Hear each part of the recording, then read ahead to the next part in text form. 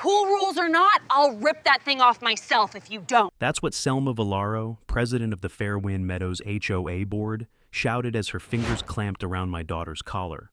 One violent jerk, and the UV protective shirt split open down the seam. The sound was small, but every head around the pool turned. Naela froze, half screaming, clutching what was left of the fabric across her chest, while Selma stood there, smug and breathless, clipboard pressed to her ribs like a weapon. "It's a medical garment," I said, stepping through the gate. Selma didn't even blink. "Then she can wear it at your pool. This one follows HOA Standard C1, approved swimwear only. Except the cameras above her head, the ones I personally installed last year for the city's Safe Access program, record every frame straight to a government archive. That means Selma Villaro just violated a federal accommodation clause in high definition. Subscribe now if you're sick of HOA presidents thinking their clipboards outrank the law, because this story is about what happens when they pick the wrong family. My name's Edrin Keel, Forensic Security Protocol Consultant. I design and audit municipal surveillance networks to catch exactly this kind of abuse. People in power mistaking procedure for immunity. I'm not law enforcement. My wife is. Lyra Keel, Tactical Operations, SWAT Unit, off duty today. But her badge was still clipped to her hip when she reached Selma. "Let go," she said. Calm, level, but backed by 20 years of command tone. The kind that cuts through noise. Selma's fingers slackened, eyes darting down. The second she saw that polished silver badge catching sunlight, her confidence cracked. Naela pressed into my side. The torn shirt fluttered against her shoulder, exposing the graft lines. Pink, fragile, still healing. I wrapped a towel around her and felt her shiver through the terry cloth. The chlorine smell mixed with blood. A faint scratch marked where Selma's nail had caught her skin. That shirt wasn't a fashion choice. It was her armor. After the fire 2 years ago, after skin grafts and infections and weeks of sterile bandages, that medical fabric was the only reason she could swim again. She'd finally learned to trust water, sunlight, and her own reflection. Selma didn't just tear a shirt. She tore a child's courage open in front of an audience. We walked toward the far end of the deck, to the mosaic sunset alcove bench Naela loved, the same bench where she'd once told me, "Dad, I feel normal again." She sat there now, shaking, eyes fixed on the rip. Lyra crouched beside her, whispering something steady and soft. Behind us, Selma was already turning to the crowd, rearranging the story. "Violation logged," she announced loudly, voice trembling with false authority. "Non-compliant attire, no exemption on file." But I'd heard that phrase. Before, no exemption on file. And I knew exactly how digital trails worked inside HOA archives. Every swipe at that pool gate leaves a signature. Every exemption request leaves a timestamp, unless someone deletes it. And deletion leaves its own fingerprint. One man hadn't moved since the confrontation. Dr. Oliver Mandrell, board member, dermatologist, and the only one whose eyes still held shame. He met mine for a fraction of a second, then looked away. That was all I needed to know. There was more beneath the paperwork. Selma might think this ends in fines and apologies, but she doesn't understand the terrain she's standing on. Fairwind Meadows Security Grid is a system I helped build. I know every node, every retention interval, every hidden redundancy that saves metadata, even after local deletion. And the moment that shirt tore, the system recorded her coordinates, her voice pattern, and the reaction of every witness within 10 feet. I didn't say any of that. I just placed a hand on Naela's towel, nodded once to Lyra, and looked back at Selma. She still thought this was about pool rules. She had no idea she'd just committed her own undoing, on camera, under a grant labeled Civil Accessibility Compliance.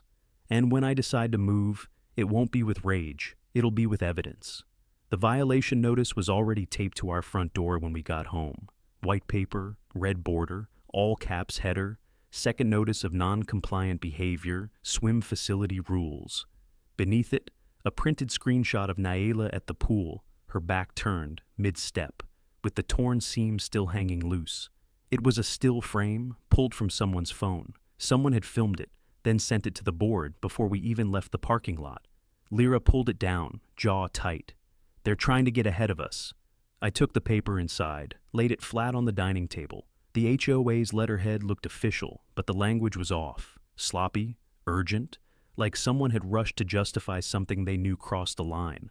Under the violation, 3 fines were listed: unauthorized attire, aggressive conduct, threatening language. No names attached, no contact point. Just a demand for $250 and a warning that continued behavior would result in pool access suspension. Nayela sat on the couch, holding her knees. The towel was still wrapped around her, even though we'd been home for 20 minutes. "It wasn't even my fault," she whispered. "I know," I said, "and more importantly, so will everyone else." I pulled out my laptop and started a fresh folder. I named it Fairwind Pool Incident, 4:17 p.m. I uploaded the photos Lyra had taken of the injury: nail scratch along the shoulder blade, faint bruising along the collarbone. I added a scan of the violation notice and printed a copy of the HOA bylaws from their website. Page 14, section C1. It mentioned appropriate pool attire, but nothing about medical exceptions. No language about ADA compliance. No reference to state or federal alignment.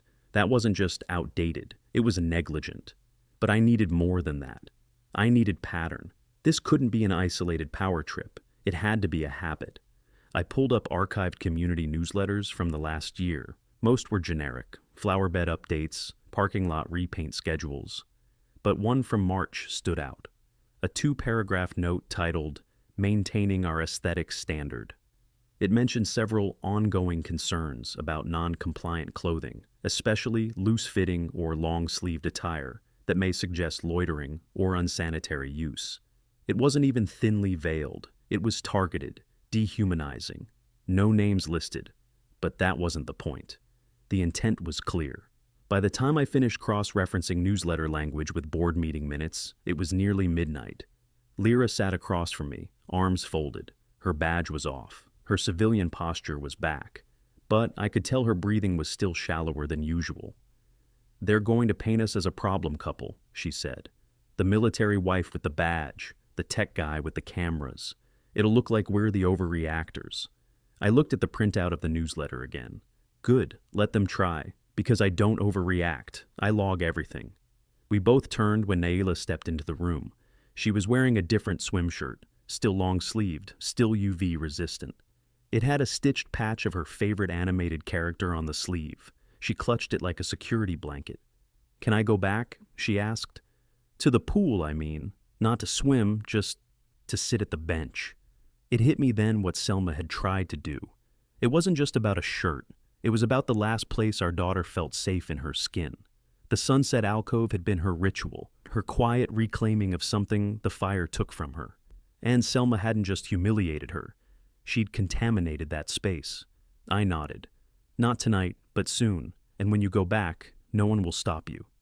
The next morning, I requested a hard copy of all violation notices issued in the past 12 months. I sent the request through the HOA portal with a timestamp, a tracking number, and a legal citation requiring response within 10 business days. Not a bluff, just leverage. That same afternoon, 2 more neighbors sent messages to Lyra. One mentioned her own daughter being asked to change shorts before entering the pool. Another said her son's medical head wrap had been flagged last summer. Neither had filed complaints. Both feared retaliation. The pattern was there. I just had to pull the threads together. Selma wasn't just wrong, she was practiced. And now I was watching, officially, quietly, fully. The board meeting was scheduled for 6 p.m. Sharp inside the community clubhouse, the same room where we'd signed the homeowners agreement 5 years ago, without realizing how quickly words like decorum and visual uniformity could be used as weapons. We arrived 3 minutes early. Selma was already seated at the center of the board's folding table, flanked by 2 familiar faces. One of them, her vice president, a man named Albie Ross, who smiled like he'd been born into disappointment, and the other, Dr. Oliver Mandrell. He sat with his fingers laced, eyes fixed on the grain of the plastic table. Nayela wasn't with us. She'd stayed home with my sister, still avoiding the pool's perimeter like it carried disease. The moment we stepped inside, Selma looked up and smiled. A flat, social smile, the kind that pretends a child's trauma can be measured in committee minutes. "Mr. and Mrs. Keel," she said, gesturing at the empty chairs.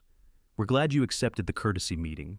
There's no disciplinary action on today's agenda, just an open dialogue. Her voice was syrup, sweet and slow enough to mask the poison underneath. I sat down. Lyra didn't. I'll stand, she said simply. Albie scribbled something into a ledger. Selma ignored it. We wanted to extend an opportunity to clarify expectations, she began. There seems to be confusion about appropriate swimwear, especially in relation to unapproved garments like rash guards, long-sleeved. You tore it off her body, I said. The room hushed. Even the whir of the ceiling fan felt quieter. Dr. Mandrell's head tilted slightly, just enough that his eyes drifted to Selma's left hand, which she'd balled into a fist on the table. No one tore anything, she replied after a beat. I adjusted it, for safety. Loose fabrics in the pool can become entanglement hazards. It's in the state pool safety guidelines. That shirt had a medical clearance, I said. Her eyes flicked to Mandrell, too quickly. Then she turned back to me. No exemption was filed with the board. Dr. Mandrell closed his eyes, just for a second. When he opened them, they didn't land on anyone. I didn't press him, not yet. Selma continued. This is not a disciplinary meeting. We're merely here to reinforce standards that apply to all families, regardless of medical condition, Lyra said. Her tone was flat. Because that sounds like a civil rights violation. Albie cleared his throat. Let's not jump to... Don't finish that sentence, Lyra warned. Selma straightened. We all want what's best for the community. Sometimes emotions run high. I didn't see any injury on your daughter, and the video doesn't clearly show. There's video? I asked. That made her pause. It was subtle, but there. She hadn't meant to say that, not out loud. There's no formal footage, she backtracked. Just a phone clip submitted by a concerned resident.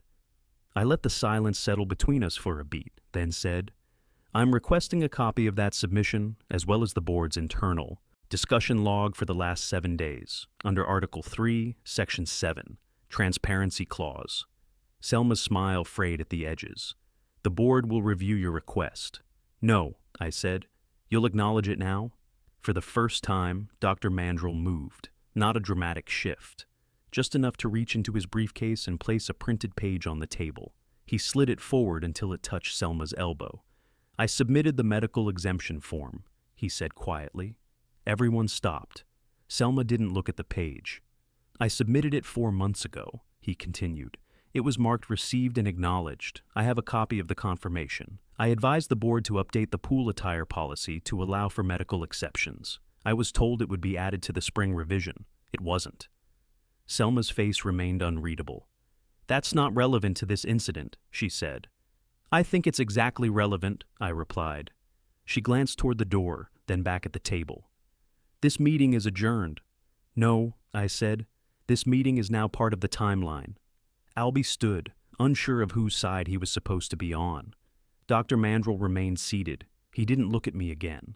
But when Selma gathered her papers, he left the form where it lay. Its header clearly marked Medical Accommodation, Submission, N. Keel.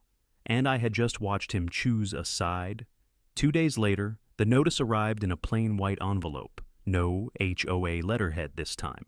Just our address typed in small black letters and a return label marked Compliance Committee. Inside was a single-page document titled Notice of Temporary Access Restriction.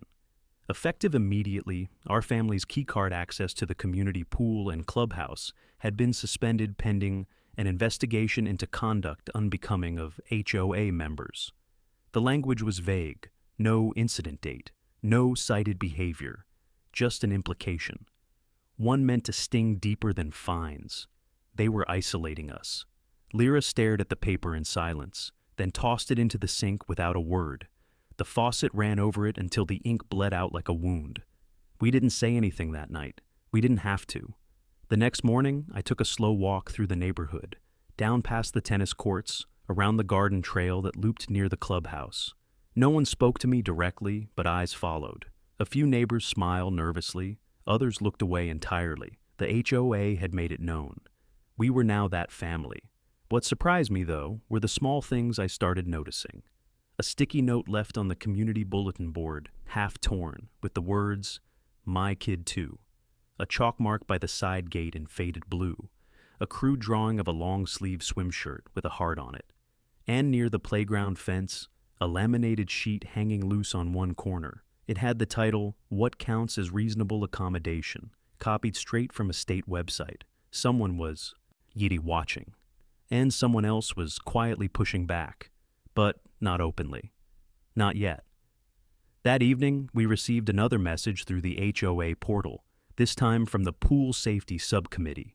A mandatory session had been scheduled to re-educate residents on proper attire, conduct expectations, and the visual code of community cohesion.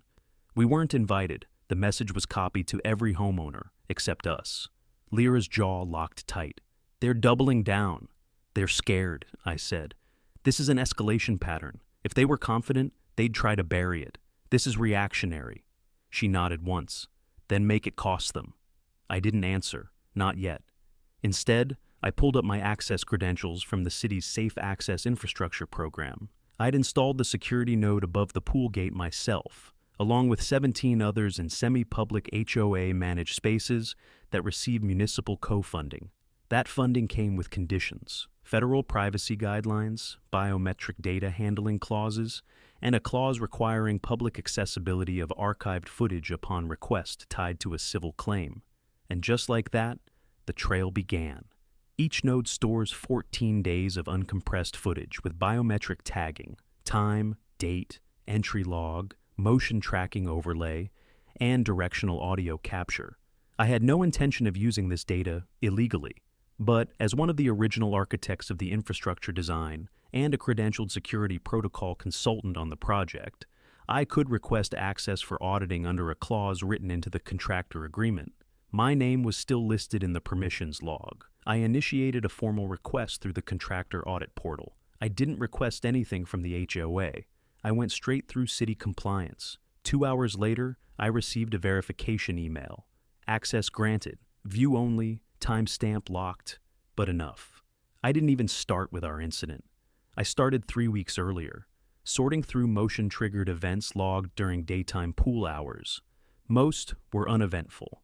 Kids splashing, residents entering and leaving, but one flag clip stopped me cold. A boy, maybe 10, stood at the gate in a long medical swim shirt, clearly stitched at the seams for durability.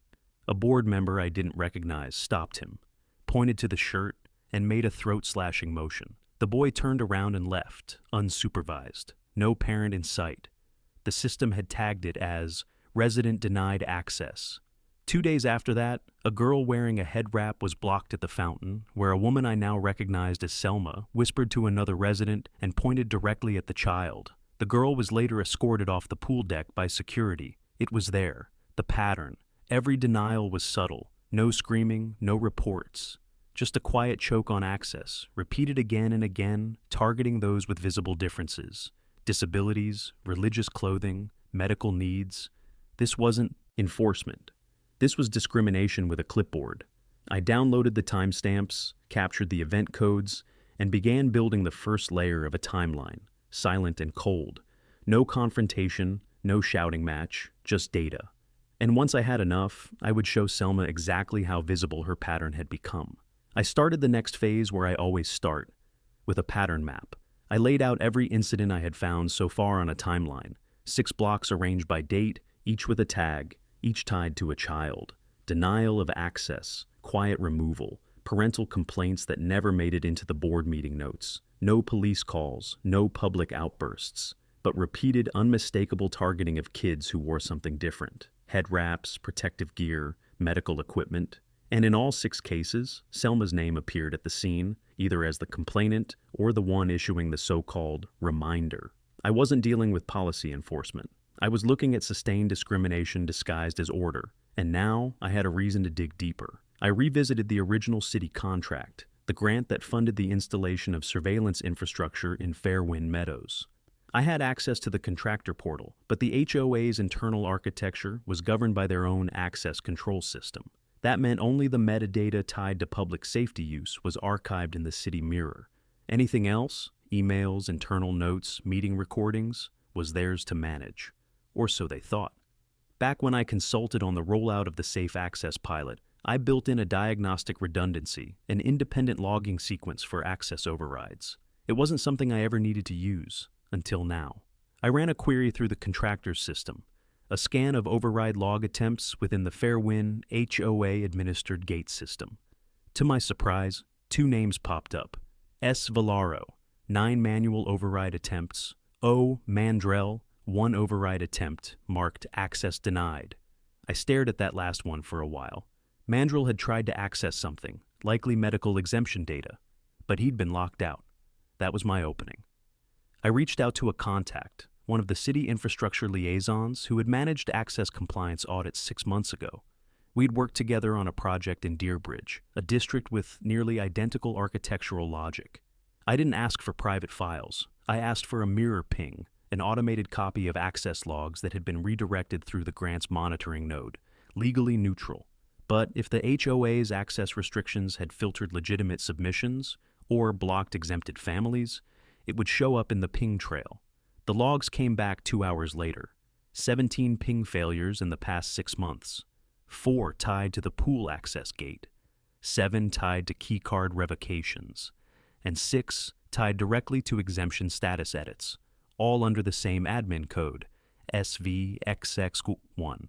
Selma had not only overridden requests, she had done it under her own, a signature. Some of them weren't even subtle.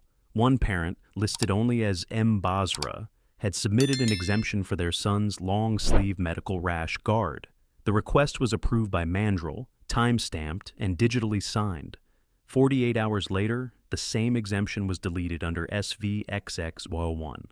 The log showed unfit for visual code. That wasn't an opinion. That was a recorded act of discrimination. And now I had it. I printed each log packet with its respective timestamp and tied it to the public footage I had already captured. I wasn't done yet, not by a long shot, but the core structure of the case was there. Discriminatory policy behavior, intentional override, patterned targeting. I stared at the table of documents. The outline of Selma's pattern was no longer theoretical. It was digital, auditable, admissible. I slid Mandrell's name to a folder of its own. His override attempt meant he had tried, and it meant he had been blocked, which meant Selma wasn't just acting on her own. She was cutting others out of the process to hide it. That's when my inbox pinged again. A neighbor, anonymous email, no subject line, just a screenshot. A different HOA newsletter draft, one that had never been sent. At the bottom, a note, only circulate if they push back. This is our narrative. The they was us, and the narrative was pre-written. I read the last line 3 times. The Keels have a history of resistance to HOA alignment and protocol. They may weaponize misinformation if not addressed preemptively. They were preparing for war, but they had no idea I'd already seen their playbook. Lyra placed her service boots by the front door like always, but she hadn't worn them that day. Her off-duty sandals were silent on the tile, but I could feel the weight in each step as she crossed behind me. They're going to go after Nayla next, she said. Not with words, not with fines, but in ways that leave no fingerprints. She was right. After the newsletter draft leak and the metadata proof, I knew what came next. Character isolation, slow discrediting, framing us as hostile, paranoid, unpredictable. They wouldn't attack us directly. They'd turn us into a cautionary tale, a whisper, a warning. Selma didn't just want to avoid responsibility. She wanted us gone. I opened the footage again, this time from 2 nights ago. There was a board-only gathering at the clubhouse, after hours, supposedly for maintenance oversight. But I had flagged their access cards, 4 entries, all logged under override codes. Selma, Albie, and 2 others I hadn't identified yet. No audio, but plenty of footage. Selma was holding a printout during the meeting. From the rough angle, it looked like an internal memo. She slapped it down in front of the others, then pointed toward the pool map projected on the screen. One of the others raised a hand as if to object. Selma cut it down with a wave of her fingers. This wasn't discussion. It was strategy. I ran the timestamps alongside the override logs. 1 entry stood out. Pool gate exception blocked. 07 by 43 p.m. Attempted submission flagged as suspicious. Auto response. Medical justifications must include full pediatric clearance. I leaned back in my chair, They'd just rewritten the policy. Again, mid-investigation, quietly, internally. Creating impossible standards for parents whose kids had already been cleared under existing guidance. It was a trap. A compliance maze built to fail. I printed the log, date-stamped it, cross-referenced it against ADA policy requirements from the state site. I wasn't just preparing a case anymore. I was building a forensic reconstruction, every rule, every override, every denial, and pairing it with language that broke civil code. But this wasn't just about systems anymore. That evening, Nayela brought me the box. It was old, burnt at the corners, a faded fire truck sticker peeling off one side. Inside were swim medals, hospital wristbands, and one laminated card, UV clearance pass, Dr. Monroe, issued July 2022. Nayela handed it to me with both palms. She said it didn't count, she whispered. Selma, at the pool. She said this kind of paper doesn't override uniformity. I didn't speak. I just looked at the handwriting on the card. It was the same Dr. Mandrell had worked under in residency. Same pen angle, same hospital stamp. I checked the HOA file system again. No reference to the pass, no entry showing denial, just a silent deletion. They hadn't rejected the form, they'd erased it. Lyra looked over my shoulder as I held the laminated card. Her voice didn't shake. We're not going to another meeting. I know, I said. We're going above it. The next morning, I called my contact at the Municipal Compliance Division, Leah Farrow. We'd worked on a school access control redesign last fall. She picked up on the second ring. I explained what I'd found, the override patterns, the erased exemptions, the newly imposed medical clearance barrier. I didn't ask for help. I asked for procedure. She gave it to me. Filing channel, ADA Section 504, Review for Publicly Supported Facilities. Trigger threshold, 3 documented discriminatory actions tied to policy revisions or access denial. Required submission, footage, metadata, copy of existing HOA guidelines supporting timestamps. I had 12. That night, Lyra and I compiled the folder. Every video, every log, every timestamp. We built it like a dossier, ordered and clean, a record of silent cruelty masked as community order. The last page was a photo of Nayela at the bench. Before the shirt was ripped, before the smears started, she was smiling, sunlight on her shoulder, her scars invisible. That was what they had tried to take. Not just access, not just power, her normal. Lyra closed the folder and placed it in the scanner tray. I want to be there when you send it, she said. I nodded. Because this wasn't about retribution anymore. It was about restoration. I didn't expect Mandrell to knock. He struck me as the type to call first, or not at all. But at 9:13 p.m., just as Lyra was uploading the final compressed file to the ADA compliance server, he was standing on our porch, one hand still in the pocket of his pressed slacks, like he was debating whether to walk away. I opened the door without a word. He held up a manila folder, thin, neat, and slightly curved at the edges, like it had been tucked inside a drawer for too long. I kept copies, he said, of everything. Lyra stepped into view behind me. Mandrell didn't flinch at the sight of her. He didn't smile either. She's escalating, he continued. She wants a full vote to implement the Visual Compliance Code, mandatory for all common areas. It'll include clothing, medical aids, even mobility devices. She says it's about harmony. I stepped aside. He entered. We sat at the dining table, where our own folder still sat, lid open, time-stamped footage sorted into clipped segments. Mandrell placed his file beside it. The first sheet was a copy of Nayela's original exemption form, the one he had submitted. This version was unedited, digital signature, medical notes, timestamps, and all. The second was his board submission request from 4 months ago, where he had outlined a proposed policy revision to include ADA-aligned exceptions. The board had received it. There were email confirmations, meeting notations. Selma had acknowledged receipt, but the third page was the one that mattered most. It was a policy revision draft, written by Mandrell, stamped with the HOA template but never adopted. At the top, the word rejected was scrawled in thick red ink. No initials, no date, and just a silent command. She told me it wasn't the right time, Mandrell said. Said people weren't ready to see that level of concession. That was her phrasing. He didn't sound angry, he sounded tired. Lyra leaned in. Why now? Mandrel hesitated.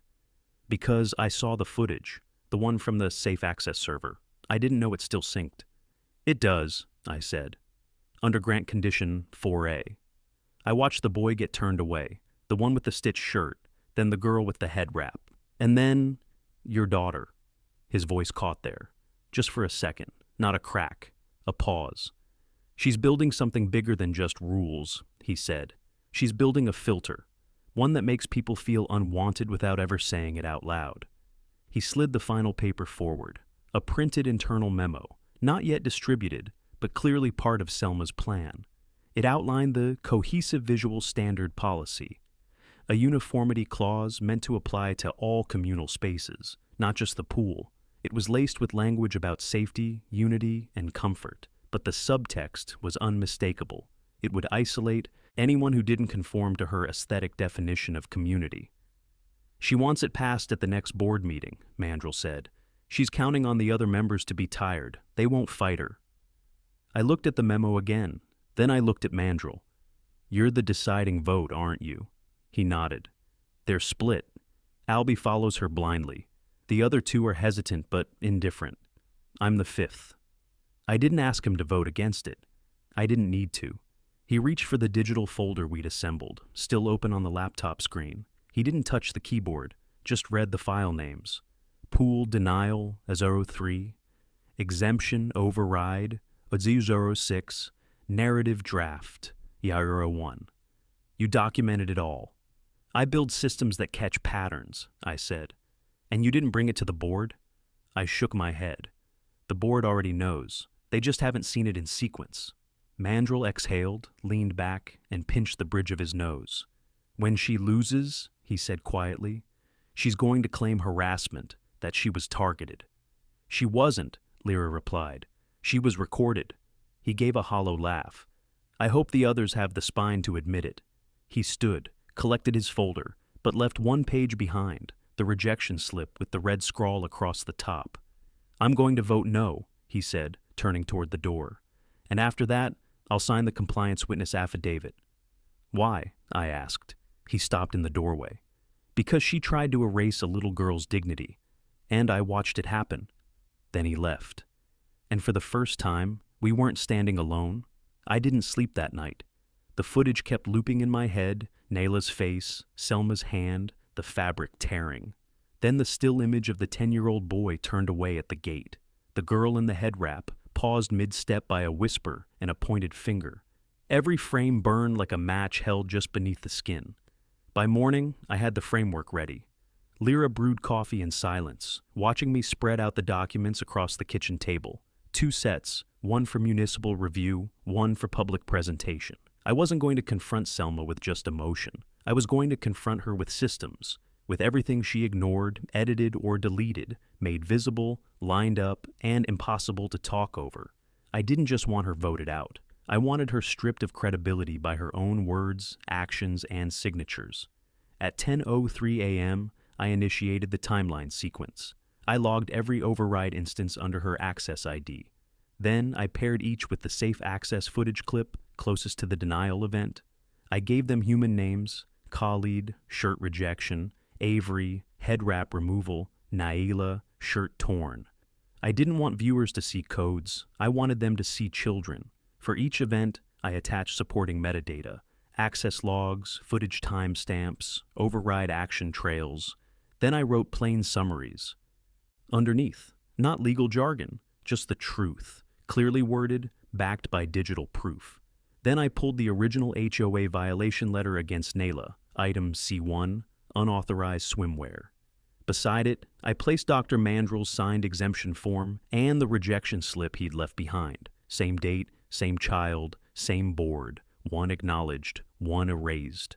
By noon, I had the full case structure built: 12 events, cross-referenced with 8 policy changes, 4 overridden exemptions, and 3 erased appeals. The visuals were damning, but it was the pattern that mattered. What looked like isolated enforcement became unmistakable when laid out together. Lyra stepped up beside me. She won't see this coming. She thinks her rules matter more than the rights they're supposed to sit under, I said. She's wrong. I packaged the presentation into a single executable file, designed to run in linear order with hard-coded transitions, no ability to skip or distort context. Once started, it had to play through in full. I titled it, Pattern of Denial, a Civil Systems Review. At 2:41 p.m., I sent the official version to Leah Farrow at the Municipal Compliance Division, along with the signed affidavit from Dr. Mandrell and my contractor credential number as technical verifier. Then I opened the second folder. This one wasn't for officials. It was for the board and every resident. I made a separate file, trimmed down, still clean, but adapted for community viewing. It showed 5 key incidents, the clearest ones, and laid them out with a voiceover I recorded myself. Not angry, not dramatic, just calm, structured language explaining what was done, how it was done, and who it was done to. I didn't include personal attacks. I didn't even use Selma's name more than twice, but her actions were unmistakable. That evening, I sent the board version to the HOA council email with the subject line, for inclusion in next open meeting, civil pattern review. I also sent it to the resident newsletter moderator, who had quietly contacted us after the last memo leak. He didn't reply. But 2 hours later, the community forum lit up. I didn't engage. I just watched. A parent reposted the frame of their son being turned away. Another commented, I was told to remove my son's hearing device last year. Thought it was a fluke. Someone else uploaded a screenshot of a conversation with Albie Ross, the vice president, where he'd referred to optical uniformity as a future requirement. By midnight, 13 comments had turned into 84. 6 families posted direct confirmation that they'd filed medical or cultural exemptions and been ignored. 3 said they'd tried to speak at meetings and been cut off. Selma hadn't just ruled with policy. She'd ruled through silence. And now, that silence had been broken. Lyra walked past with her phone in hand, showing me a final message. It was from Mandrell. She called an emergency board meeting. Tomorrow night. Closed door. I nodded. Let her gather her loyalists. Let her brace. Because I wasn't finished. And now the entire neighborhood was watching. The room was already half full by the time I arrived at the clubhouse. Not with residents. This wasn't the public meeting. That was next week. This was board-only, closed door, just as Mandrell warned. But I didn't walk in blind. I came early, laptop bag in hand, folder sealed, every piece of evidence triple-backed. Lyra didn't join me this time. She knew this wasn't about intimidation anymore. It was about structure, about giving Selma enough rope to hang her own credibility in front of the one group that could take her down from the inside. Mandrell sat to the left of the board table, formal but calm. He didn't nod when I entered. He didn't need to. Selma stood when I approached. Mr. Keel, this is a closed compliance meeting. Residents aren't permitted without board invitation. I set the folder down in front of her. You'll want to read this before the vote. Her mouth twitched. This vote has nothing to do with your family. Then you'll have no objection to reading documentation on policy violations that affect the rest of the neighborhood. Albie looked uneasy. One of the other board members, a woman named Harriet, shifted uncomfortably. She'd always been quiet during previous gatherings, the kind who never broke rank until it was safe to. Selma didn't open the folder. You're interfering with board process, she said, louder now, projecting, and using your technical position to manipulate internal systems. I didn't flinch. What I've done is document patterns, your own override logs, the dates you rejected medical exemptions, and every line of policy you failed to update while enforcing restrictions beyond your charter. I reached into my laptop bag and pulled out a hard copy of the Safe Access Infrastructure contract, page flagged, highlighted. This neighborhood accepted city grant money. That makes your security system subject to municipal standards. And your denial patterns are now filed with both the ADA Review Board and the Civil Accommodations Office. Mandrell cleared his throat. Selma whipped her head toward him. I confirmed the filing, he said. And I've reviewed the logs. Everything he's saying is verifiable. You went behind the board? She snapped. I upheld my license, he said, and the oath I signed with the state medical board when I certified Nyla Keel's exemption. Silence gripped the room like a dropped curtain. Albie shifted. Selma, maybe we should... No. Her eyes burned. This is a coordinated campaign. They've manipulated footage, rewritten context. I clicked the laptop open and projected a single image onto the clubhouse monitor. Nyla.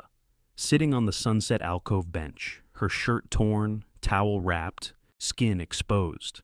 The timestamp was clear. The angle came from Selma's own pool gate surveillance. "I didn't film this," I said. "Your access control system did. The system you signed off on. The one still linked to the safe access retention server." Selma stared at the image. Her fingers tightened on the folder. "This doesn't prove anything. It proves what you knew, and when. It proves how many override codes you used to delete accommodations you had no right to erase. And it proves that your leadership has caused harm." I pulled out the final piece, Dr. Mandrell's printed vote request form. He slid it to the center of the table. "I'm moving to introduce a special session next week," he said, "for the full board to review policy violations, system abuse, and to vote on the temporary suspension of presidential authority pending municipal investigation." Albie hesitated. "You can't suspend the president." "We can," Harriet said. Her voice was soft, but steady. Selma's eyes landed on her, wide with disbelief. "It's in the bylaws," Harriet added. "Page 17, emergency ethical clause." No one moved, no one raised a hand. But something shifted in the room. Mandrell stood, I followed. "You're not done with me," Selma said under her breath. I stopped at the door. "No," I said, "but you're almost done with everyone else." And I left her standing there, folder unopened, projection screen burning, and the truth echoing in the silence behind me. The air was different the next morning, still humid, still thick with Florida heat, but quieter. No clipped heels on the sidewalk, no barking orders from the clubhouse lawn, no echo of Selma's voice booming through HOA updates. She'd gone silent. Not because she surrendered, because she was repositioning. Lyra found the flyer taped to our mailbox around noon. No HOA stamp. No board signature. Just a single-page document printed on glossy paper with the headline, "What They're Not Telling You, the Keel Agenda." It was a smear piece. Accusations wrapped in polite language. Claims that we were manipulating vulnerability narratives, falsifying footage, exploiting sympathy optics for personal power. There was even a graph, completely unlabeled, implying our complaints had caused division trends in the community. I read it twice. Then I placed it on the table beside the printed logs. Let the contrast speak for itself. The board meeting was scheduled for 7 p.m. that night. This one wasn't closed. It was the quarterly open forum, one every homeowner could attend, question, or vote within. By 6:30, the parking lot was full. We didn't bring allies. We didn't need to. People brought themselves. Mandrell met us outside the glass doors, legal pad in hand. His face was tight but composed. "She's coming," he said. "She's still president until a quorum calls it." "She'll speak first," I said. He nodded. Inside, the chairs had been rearranged, tight rows facing the front, where the board's folding table sat beneath the HOA banner. Selma stood behind it, arms crossed, back straight, smile thin. Albie and Harriet sat beside her. The fourth board member, Martin Chow, looked deeply uncomfortable, his hand resting over his mouth like he was trying not to be seen. I didn't take a front row seat. We sat 3 rows back, slightly off center. From there, I could see everything: reactions, posture, tension. This wasn't about confrontation anymore. This was about completion. At 7:02, Selma opened the session. She didn't mention Nayla. She didn't mention policy. She started with words like trust, community, tradition. Then she pivoted. "Some residents," she said, "have recently chosen to misinterpret long-standing safety policies as exclusion. They have taken footage, stripped it of context, and submitted misleading complaints to city offices in an effort to dismantle the values we've spent years building." The room didn't clap. No one interrupted her either. She went on for 6 minutes. When she finally sat, it was silent for another 3. Then Mandrell stood. He walked to the front, not behind the board table, but beside it. He didn't hold up papers. He didn't raise his voice. He simply said, "I submitted an exemption. It was ignored, then deleted. I have the confirmation." He gestured to Harriet. She stood next. "I was part of the email chain. I saw the rejection. And I didn't speak up. I regret that." Chow raised his hand next. "I voted for the original version of the attire policy, but not the additions. I never approved the override clause." Selma shifted. The table was crumbling under her. I stood last. I didn't go to the front. I just turned in my seat. My daughter's name is Noela, I said. She didn't ask for any of this. She wore a shirt that protected her skin because a fire took part of her childhood. What she got in return was a torn seam, a violation notice, and a campaign of silence. I turned to the crowd now. This isn't about politics. This is about people. The data's been submitted. The city has it. The footage exists. The records are backed up. This isn't an allegation. It's a system review. And it failed. Someone to my left whispered, "It's true." Another voice added, "My daughter was warned about her glasses strap." Selma stood quickly. "This meeting has become emotionally charged and legally risky. I move we close public input immediately and shift to board-only review." "No," Harriet said. "We vote." The bylaws allowed for a resident-initiated call for vote with board recognition. And the moment Harriet acknowledged it, hands went up, one by one, then dozens. Mandrel began counting. It took less than a minute to reach quorum, then the motion passed. Emergency suspension of presidential authority pending compliance. Audit. Selma didn't storm out. She didn't cry. She simply gathered her binder and walked through the center aisle like a departing monarch without a throne. And for the first time in years, Fairwind Meadows felt like it belonged to everyone again. Selma's resignation didn't come with an apology. It came with a memo, a 3-line email delivered at 6:42 a.m. the following day, marked effective immediately. No explanation, no acknowledgement, no admission of what everyone had seen unfold the night before. Just a bureaucratic ghost note from someone who'd run out of rope and still refused to look down. By 9 a.m., the mailbox cluster was packed with residents exchanging printed copies, whispering beneath their breath, like the words might vanish if spoken too loudly. Someone taped the safe access policy sheet to the bulletin board. Someone else scratched out the word uniformity on the last posted pool rules with a Sharpie and wrote dignity above it in neat block letters. But none of it felt like a celebration.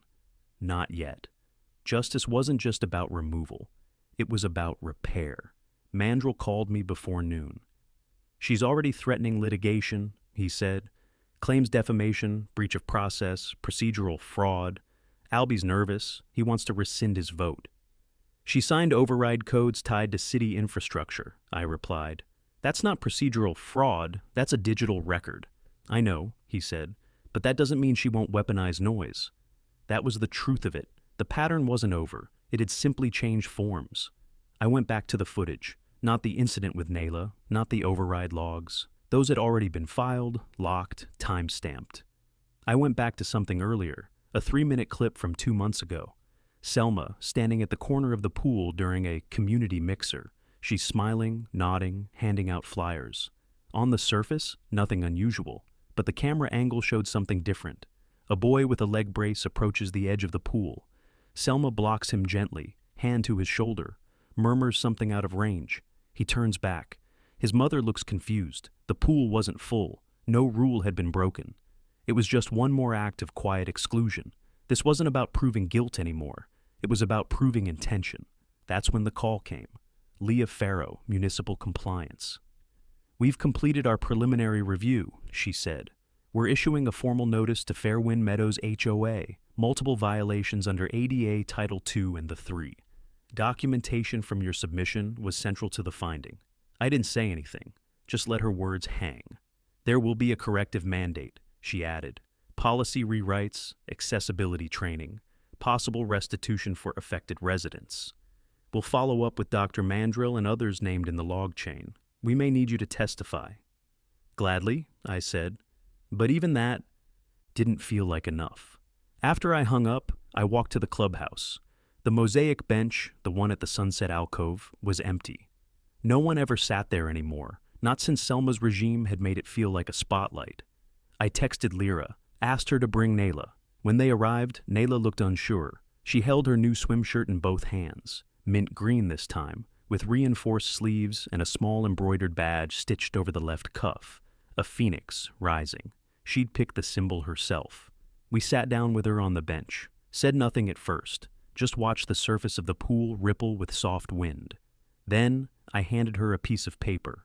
It was a copy of the new policy proposal, drafted that morning, co-authored by Mandrell and the 2 remaining board members. It included a clause requiring all HOA facilities to recognize and accommodate documented medical needs, with streamlined submission systems and annual reviews by a certified ADA advisor.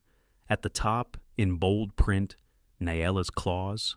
Her fingers traced the letters. She didn't smile. She didn't cry. She just nodded. And then, for the first time in weeks, she walked barefoot to the pool steps, towel draped across her shoulders, and dipped one toe in. Slowly. Intentionally.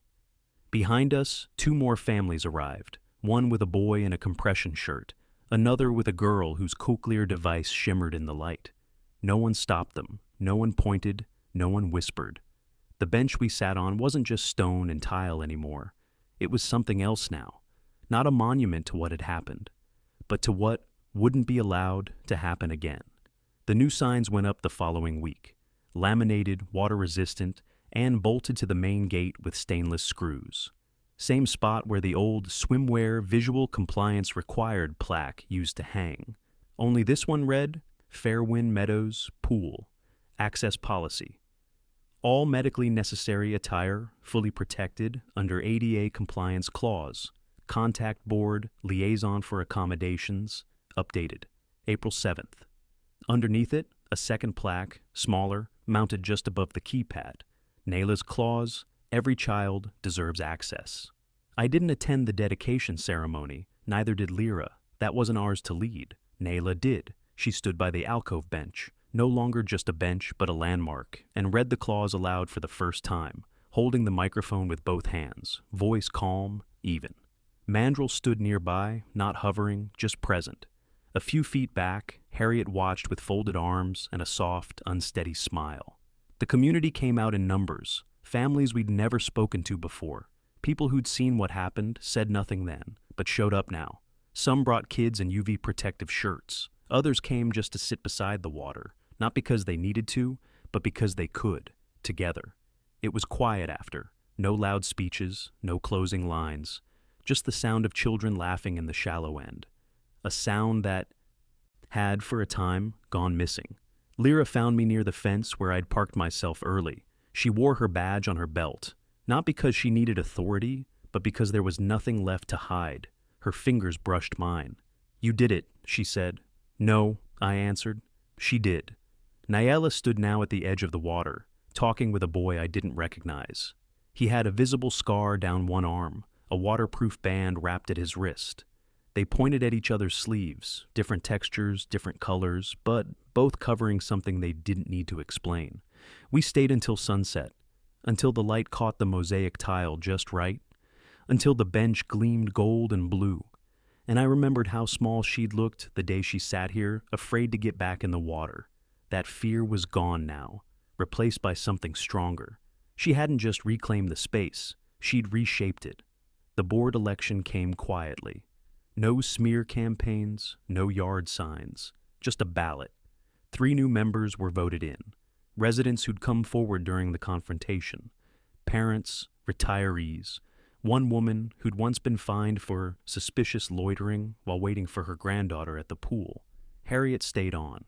Mandrell was voted in as vice president. Selma never returned. The city issued its final notice 2 weeks later. 8 confirmed violations. 2 mandatory training requirements. 1 compliance monitor assigned for a year. It didn't erase what happened, but it made sure it couldn't happen again. I still walk past the pool some evenings, still hear the gate buzz open, and wonder if Selma ever understood what she really lost. It wasn't power, it wasn't position, it was relevance. Because no one fears a rulebook when the community stops listening to the wrong voice. Naela still sits at the alcove bench sometimes, not every day, not with fanfare, just quietly, watching, knowing what it took to make that spot safe again. And every now and then, a kid will sit beside her, not out of pity, out of understanding, because there's something powerful about knowing a space was once stolen and seeing the person who took it back. Thanks for reading our story. If you believe in standing up for the people who can't always fight back, or if you've seen something like this in your own community, you're not alone. These stories matter, because silence lets people like Selma win.